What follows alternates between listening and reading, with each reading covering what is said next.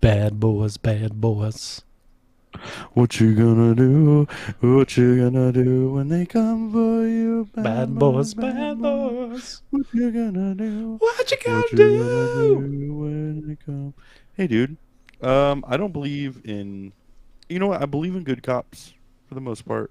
I don't Okay. believe in corrupt cops. The kind of cop that would wear Frank Castle's shield as an Ooh. imposter. You know what I'm saying? Yeah, dude.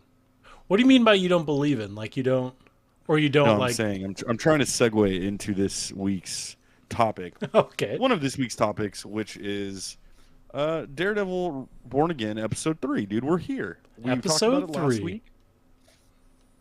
I thought it was great. I Yeah, thought it was great. it's. I thought it was really good too. This was like a court drama episode. Yeah. I don't know how long they can get away with just having action at the very end. Like it started off, the first episode started with a lot of action and then nothing, and then episode two a lot of nothing and then action. I know they're building up the story, but I'm ready for shit to pop off. Yeah, you know what? I think you know what though, dude? I gotta say, like, I don't care for many TV series, the modern day TV series. There's some really good ones. Like, with that said, I'm watching like Severance and Reacher Oh and yeah, Daredevil and I'm watching more all these TV different today all than these I different have in a shows, long time. right? And they are good. But the thing I don't like is when there's a season that goes on too long and there's just episodes that are blatantly filler. I feel a little bit like Severance has gotten into that. Although the last Severance episode was really good. See, the last Severance episode and this episode of Daredevil, what I love, 45 minutes, perfect. Yeah, You don't need to go a full hour. Like you don't need to go a full hour unless you have, a really compelling story. But what I dug about this, this episode one, I'm gonna go back to my main complaint from last week, which was that the pacing is extremely fast, dude. And I think that this episode, the pacing was fast, but I felt like it worked in its favor. I felt like the episode went down so easy. The courtroom, why I agree with you that I want to see him mask up. Where this was different was they really set the building blocks and the world building for masked vigilante heroes in New York that are running around, which is a cool element of something that has happened, almost as they almost portrayed as a response to Daredevil from the first 3 seasons of the Netflix series. And I thought what they did with White Tiger was awesome. The only complaint I have is you should have seen him be White Tiger. Like I would have, yeah. Just the little clips that they showed weren't really enough. They gave well, you an idea. I would have, instead of focusing so much on Fisk this episode, I would have woven the stuff that they eventually get to at the end of this episode where, I love the twist of him being like, you're White Tiger, like all this stuff. I would have hid the fact that he's White Tiger. And I would have started this episode. I would have threaded the 3 stories of the cops that he saved as White Tiger, and then that reveal at the very end. And I feel like they didn't do that. And like the problem with that is they let you know he was White Tiger so early on, but they didn't show you him being White Tiger. And I would have loved to have seen. I was waiting for the episode to reveal that there was crossover where Daredevil and him might have teamed up, or they would have Yeah, run. Oh, they would have crossed paths at some point, being these mass vigilantes of New York. And that would have been really cool. they didn't do that, and I think to your point, they focused more on the courtroom drama aspect. But I like seeing Matt Murdock. If you're not going to see him as Daredevil, I like seeing his superpower as a lawyer, and that was something cool that I felt like they really accomplished this episode, and they did a really good job with, while also, you know, making Fisk more and more compelling, setting up that like his Yeah, wife is basically Kingpin, and that was really cool. And I feel like maybe in another world, or maybe another draft, or maybe in the other episode, because they were setting Daredevil up to be like disconnected from the first three, not like a continuation of the first 3 seasons.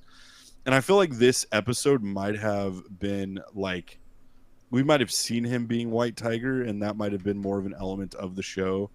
But because you don't know anything about the amulet, like they basically, like, you're supposed to know what the amulet is based on the comic yeah. books. And I It's a don't love that. character I've never really heard of. So Yeah, I don't know much about White Tiger. I yeah, know him from Daredevil comics, and like he's kind of just an ancillary masked hero in the comic books. And I'm sure there's comic book stories and stuff with him that are excellent. And I've I know that like I've seen people that are Puerto Rican and Dominican like stoked about it because he's a Puerto Rican superhero.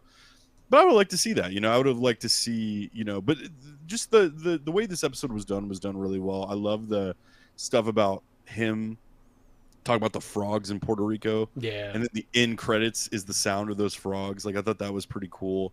But I liked it. I like where it's going. I hope that it builds into more crescendo. I think it's going to. I mean, I think they set up, the fact that I saw people arguing that that was Frank Castle at the end of that episode. It's not Frank it's Castle. clearly not. What they're setting up is that Frank Castle is going to have to come out of wherever he's at to take back the mantle of the Punisher, because his symbol is being used and is being what's it called, appropriated Yeah, it's for these being corrupt cops. misused. Yeah, And I know that like in our real world there's like a lot of people associate that symbol with like white supremacy. So I think that's kind of what they're doing, is they're kind of making a distinction, of the corruption of the people who sometimes wear that with Frank Castle in the story. But John Bernthal announced that they're going to do a Punisher like spotlight. So it sounds like they're going to do a Punisher after this season. There's going to be like a Punisher movie that they're going to do on Disney Plus. I'm I'll in. tell you. Before I get to this next point, like what did you think about this episode? You kind of alluded to what you thought, but Yeah, I liked it. Another scene in this show that is just heartbreaking and so quick, and you don't really have time to adjust. I'm really purple, and I don't know what. I tried to fix my camera before this. Sorry, you're good. I'm getting You don't more look and that more purple. purple. I still do like the show a lot, and I do like the buildup of the character development. I like that they are focusing. I wish they focused a little more on Kingpin and like his mayoral. Did I say that Mayoral. right? Yeah, Mayoral. It didn't sound right when I said it. His campaign, but I feel like there's not much they're doing with him yet. But I do like that they have Daredevil going, like putting the mask away and just trying to be Matt Murdock, and then you have Kingpin also putting his mantle to the side of Kingpin to his wife, and he's just trying, and both of them are getting broken down to the point where I think they're both going to revert back to their I mean, they have to. they have to, and yeah, obviously because of the show. But I do like that they're doing that with both characters at the same time, Yeah. and I do like how there's one scene specifically where Kingpin's like washing his fist off, and he's obviously been punching something, and then it shifts to Matt Murdock, and he's washing his fists. So I was like, okay, I really like what they're doing with that stuff. I'm trying to get my friend Mike to watch this show, but I think he said he watched the first episode and he wasn't really feeling it, and then he's mocking me for being a Daredevil boy, and then he said that I'm just following a fad. But I don't feel like that's like, I'm sure it has a following, but I feel like it's not that, like, no. I haven't heard anyone else talking about Daredevil. Well, that segues into my next point. Is the debut numbers for the first two episodes are not good. Are they not? It's like 7.5 million, which is like down from the last Star Wars series, The Acolyte. Well, the Star Wars series before the Skeleton Crew. Yeah. But The Acolyte had 11. I think it's lower than when She-Hulk premiered. Disney Plus, dude, is hurting. Yeah, I think that's what it is.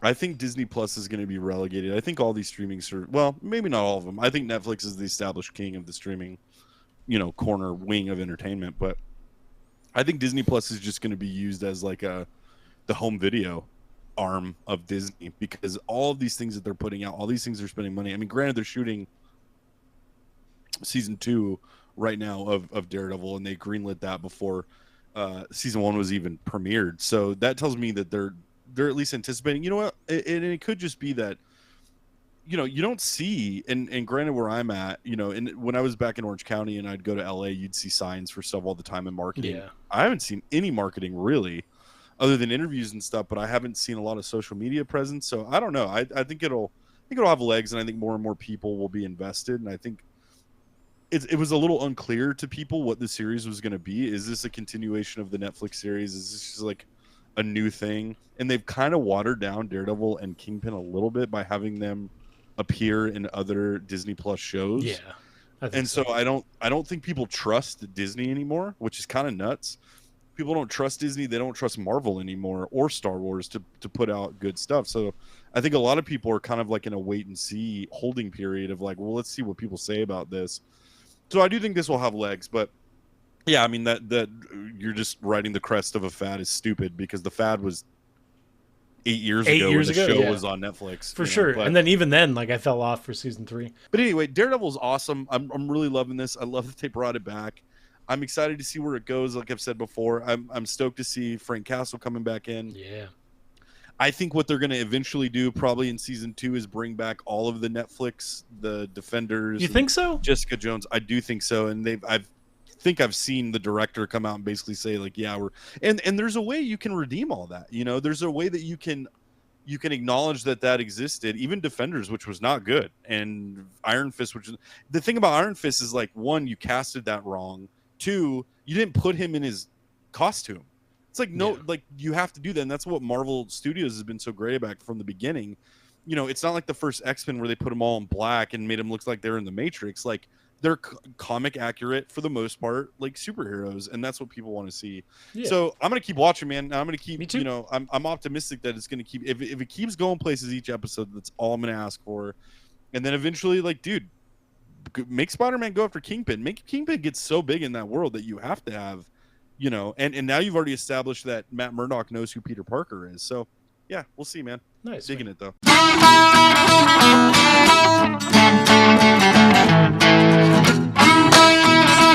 They had to buck back a bit, dude. Can we rebrand to Buck Back a Bit? Bang my name, dude. Bang my name, Buck Back a Bit.